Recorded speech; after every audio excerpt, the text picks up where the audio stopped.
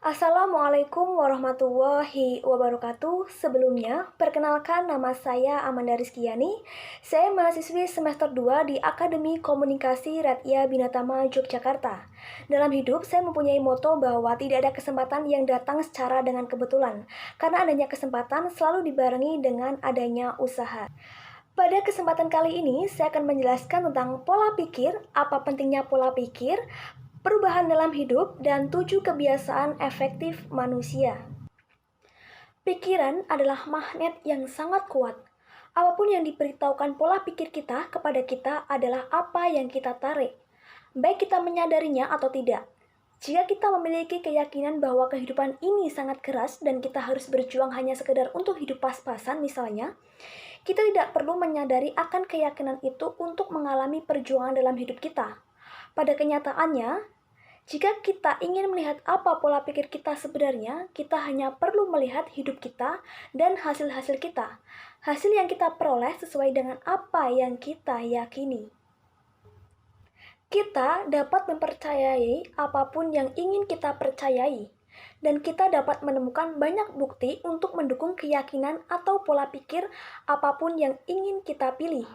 Jadi, kita juga dapat memilih keyakinan yang memperkuat kita dan menggerakkan kita untuk maju. Kita mulai berhasil ketika kita memahami bahwa kita mempunyai sebuah pilihan.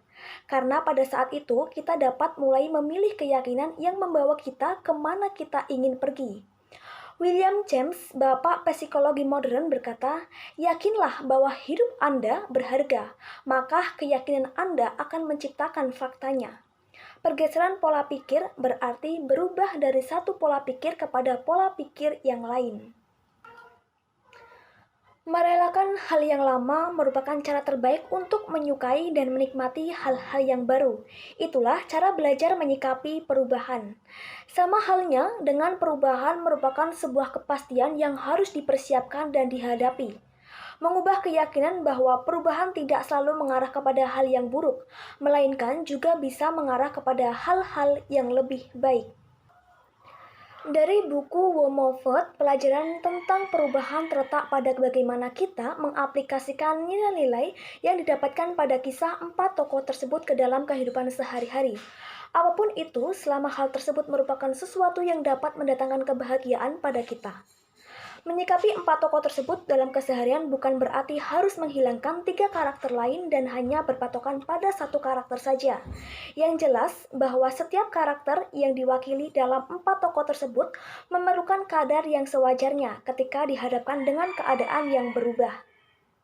7 kebiasaan manusia yang efektif. Yang pertama, menjadi proaktif. Di dalam bukunya, Dr. Stephen menjelaskan bahwa sikap proaktif lebih dari sekedar mengambil inisiatif, berani bertanggung jawab atas diri sendiri. Orang-orang yang proaktif adalah orang-orang yang mau dan mampu memilih perilaku, mau bergerak dan berubah. Yang kedua, merajuk pada tujuan. Kebiasaan ini didasarkan oleh imajinasi, kemampuan untuk melihat sesuatu yang ada di pikiran kita yang belum dapat dilihat oleh mata kita. Ketika seseorang membayangkan sesuatu yang positif dan bergerak ke arah kesuksesan, biasanya orang itu akan mendapatkan apa yang ada di pikirannya. Yang ketiga, prioritaskan yang utama. Cara yang harus dilakukan adalah membuat prioritas bagi pekerjaan-pekerjaan utama yang harus diselesaikan segera. Pekerjaan mana yang masih dapat ditunda?